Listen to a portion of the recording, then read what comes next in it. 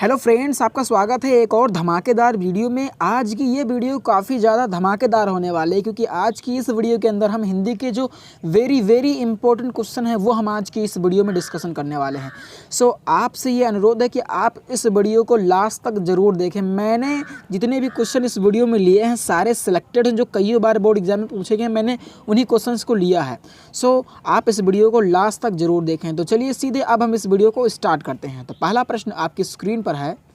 पहला प्रश्न आपकी स्क्रीन पर देख लीजिए, वेरी इंपॉर्टेंट क्वेश्चन है कि जो करुण रस का जो अस्थाई भाव होता है वो क्या है। पूछा पहला प्रश्न में कि करुण रस का स्थायी भाव होता है, क्या होता है? हास्य होता है, शोक होता है, उत्साह होता है या रौद्र होता है। तो इस बार जो है वो 20 नंबर का ऑब्जेक्टिव टाइप क्वेश्चन आएगा, तो आपको अच्छे तरीके से ऑब्जेक्टिव टाइप क्वेश्चन को भी तैयार कर लेना है। तो इसका राइट आंसर क्या हो जाएगा? करुण रस का जो अस्थाई भाव होता है वो क्या होता है? शोक होता है। इसका बी वाला ऑप्शन बिल्कुल करेक्ट हो जाएगा। तो सभी का अस्थाई भाव भी तैयार कर लेना है। तो पहला प्रश्न बी वाला ऑप्शन करेक्ट हो जाएगा। अगला प्रश्न, तो जितने भी स्थायी भाव से रिलेटेड क्वेश्चन है वो भी मैं करा रहा हूँ, तो इनको भी आपको कर लेना है। अगला प्रश्न पूछ रहा है कि वीर रस का अस्थाई भाव क्या होता है। तो वीर रस का स्थायी भाव क्या होता है? हास्य होता है, शोक होता है, उत्साह होता है या रौद्र होता है। तो इसका जो सिंपली आंसर हो जाएगा हास्य रस, जो वीर रस है उसका स्थायी भाव क्या हो जाएगा? उत्साह हो जाएगा। इसका सी वाला ऑप्शन बिल्कुल करेक्ट हो जाएगा। तो वीर रस का स्थायी भाव क्या हो जाएगा? उत्साह हो जाएगा। अगला प्रश्न, हास्य रस का स्थायी भाव क्या होता है? इसका सिंपल सा आंसर हो जाएगा ऑप्शन नंबर ए, हास्य। हास्य रस का स्थायी भाव क्या होता है? हास्य ही होता है। इसका ए वाला ऑप्शन करेक्ट हो जाएगा। तो सिंपली इसका ए वाला ऑप्शन बिल्कुल करेक्ट हो जाएगा। तो इस तरीके से आपको तैयार कर लेना। अगला प्रश्न, अब अगला प्रश्न जो कि आ चुका है, अब समास से आ चुका है कि दशानन में कौन सा समास है। ऑब्जेक्टिव टाइप में आपसे पूछेगा इस तरीके से, तो वेरी इंपॉर्टेंट क्वेश्चन है। तो दशानन यानी 10 है आनंद जिसके, दशानन में कौन सा समास है? तो इसका ए वाला ऑप्शन बिल्कुल करेक्ट हो जाएगा। जब इस तरीके से आपको प्रश्न पूछा जाए, दशानन किसको कहते हैं? कोई तीसरा अर्थ अगर निकलता है दशानन मतलब दशानन में क्या हो जाएगा? कौन सा समास हो जाएगा? ऑप्शन नंबर ए, बहुव्रीहि समास। दशानन में कौन सा समास हो जाएगा? बहुव्रीहि समास हो जाएगा। अगला प्रश्न, गजानन में कौन सा समास है? तो आपको पता होगा गजानन किसे, गजानन में जो है वो कौन सा समास है। तो इसका भी ए वाला ऑप्शन बिल्कुल करेक्ट हो जाएगा। गजानन में कौन सा समास है? गजानन में बहुव्रीहि समास है। ठीक है, इसका ए वाला ऑप्शन करेक्ट हो जाएगा। तो जो वेरी इंपॉर्टेंट क्वेश्चन है वही मैंने इस वीडियो में लिया है, तो आपको बिल्कुल इसको अच्छे तरीके से तैयार कर लेना है। पीतांबर, पीला है अंबर जिसका, यानी पीतांबर में जो है वो कौन सा समास है। पूछ रहा है पीतांबर में कौन सा समास है। तो पीतांबर में भी कौन सा समास है? ऑप्शन नंबर ए, बहुव्रीहि समास। इसका ए वाला ऑप्शन बिल्कुल करेक्ट हो जाएगा। पीतांबर में बहुव्रीहि समास होता है। ए वाला ऑप्शन बिल्कुल करेक्ट हो जाएगा। पाप और पुण्य, पाप पुण्य में कौन सा समास है? तो आपको पता होगा अगर विग्रह करने पर और आ जाए या आ जाए तो वहाँ पे कौन सा समास होता है? वहाँ पे कौन सा समास होता है? तो वहाँ पे द्वंद्व समास होता है। तो इसका बी वाला ऑप्शन बिल्कुल करेक्ट हो जाएगा। अगर आप विग्रह करें यानी उसको खोलें और अगर वाक्य में बीच में अगर और आ जाए या आ जाए तो वहाँ पे कौन सा समास होता है? वहाँ पे द्वंद्व समास होता है। इसका बी वाला। और ये तो आपको पता होगा पीतांबर, गजानन और इधर दशानन आपको पता ही होगा। 10 हैं आनंद जिसके दशानन, तो बहुव्रीहि समास। गजानन में भी बहुव्रीहि समास। पीतांबर में कौन सा समास? बहुव्रीहि समास। और पाप और पुण्य में बता दिया द्वंद्व समास। अगला प्रश्न है माता पिता, यानी हमने जब इसका विग्रह किया तो क्या आया? और आया। तो इसका बी वाला ऑप्शन बिल्कुल करेक्ट हो जाएगा। तो माता और पिता में कौन सा समास है? द्वंद्व समास है। ये भी आपको देख लेना है। अगला प्रश्न, देश विदेश, तो आप जब इसका विग्रह करेंगे तो आएगा देश और विदेश। क्या आएगा? देश और विदेश। तो इसका कौन सा विकल्प जो है वो सही हो जाएगा? तो विग्रह करने पर अगर और आ जाए तो वहाँ और या आवे तो वहाँ पे कौन सा समास होता है? वहाँ पे द्वंद्व समास होता है। इसका बी वाला ऑप्शन बिल्कुल करेक्ट हो जाएगा। चलिए आगे बढ़ते हैं। अगला प्रश्न आपकी स्क्रीन पर है कि चौराहा में कौन सा समास है। बहुत ही महत्वपूर्ण प्रश्न है। एक प्रश्न तो यहाँ से फंसबे करेगा आपकी बोर्ड एग्जाम में कि चौराहा में कौन सा समास है। तो आपको पता होगा अगर किसी चीज़ का विग्रह करें और आ जाए, अगर उसमें समूह की बात हो रही है, चौराहा का मतलब क्या होता है? 4 राहों का समूह। तो जहाँ भी समूह की बात हो जाए तो वहाँ पे कौन सा समास होता है? वहाँ पे द्विगु समास होता है। कौन सा समास होता है? द्विगु समास होता है। तो इसका सी वाला ऑप्शन बिल्कुल करेक्ट हो जाएगा। कौन सा समास हो जाएगा? द्विगु समास। चौराहा मतलब चार राहों का समूह, ठीक।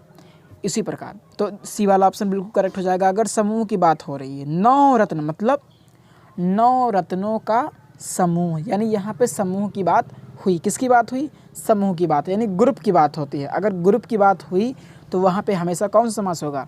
वहाँ पे द्विगु समास होगा। और अगर आप विग्रह करें, अगर और आ जाए तो वहाँ पे कौन सा समास होगा? वहाँ पे द्वंद्व समास हो जाएगा।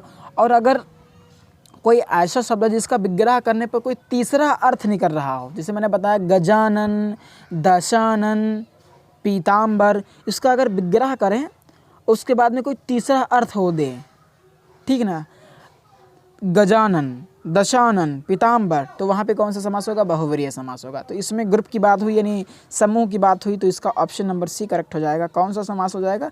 द्विगु समास हो जाएगा। चलिए आगे बढ़ते हैं। अगला प्रश्न आपकी स्क्रीन पर, तिरंगा, बहुत ही इजी प्रश्न है। तिरंगा में जो है वो कौन सा समास है?